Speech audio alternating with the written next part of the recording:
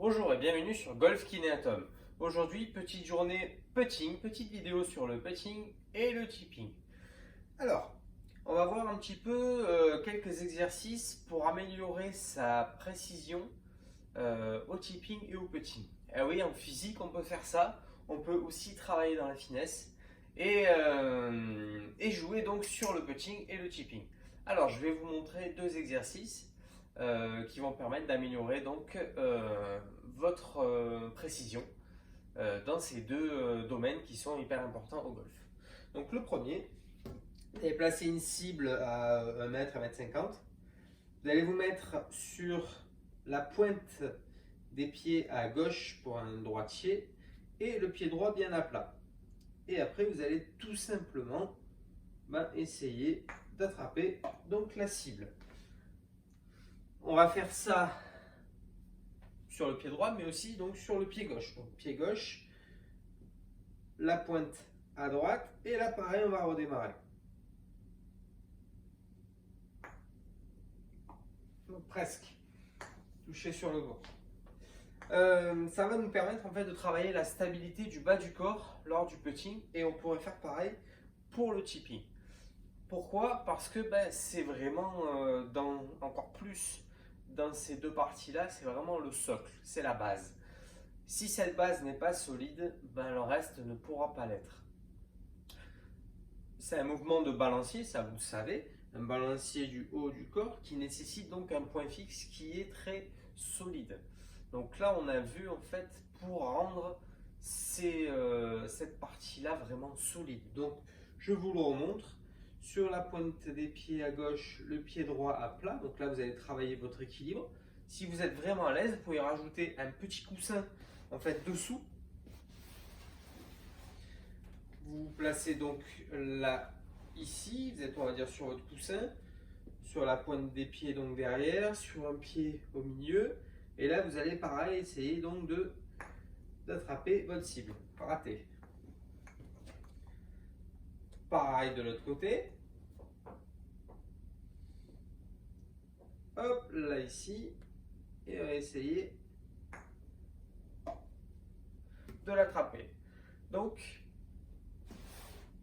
voilà pour la partie vraiment renforcement du bas du corps par l'équilibre pour le putting et pour le chipping.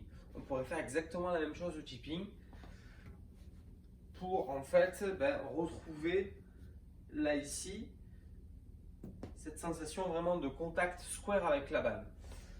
Deuxième exercice, on a travaillé le bas. Vous savez, j'aime bien travailler à chaque fois le haut, le bas pour que tout soit bien équilibré. On va travailler maintenant la précision au niveau des épaules. Et pour travailler tout cela, en fait, on va essayer de jouer les yeux fermés. Donc, on va se servir. Bon, moi j'ai pris ça pour avoir un repère vraiment carré. On va en fait putter et chipper les yeux fermés. Et quand vous allez arriver dans cette zone-là, donc vous allez doucement. Si le club n'est pas square, vous allez le toucher dans l'angle, alors qu'il devrait être bien à plat. Là, ici, pareil, il devrait être bien à plat. On sait que dans la zone d'impact, la face de club doit être square à la balle. Après, on peut avoir plusieurs chemins de club, intérieur, extérieur, intérieur, mais à l'impact, c'est toujours square. Donc, on va se placer là ici exactement comme au putting. On va viser une ligne devant nous. Placer donc notre repère, ça peut être un livre, ça peut être n'importe quoi. Il faut que ce soit carré. On va se placer donc les yeux fermés. On monte et on redescend. Et si j'ai qu'un seul coin qui touche, moi par exemple, là j'avais le coin intérieur qui touchait et non toute la face de club. Ce qui veut dire que je ne suis pas square à l'impact. Donc on retravaille là ici derrière. Là. Hop, et là j'ai toute ma face qui est bien à plat sur notre repère visuel. La même chose avec le club. On se place là ici.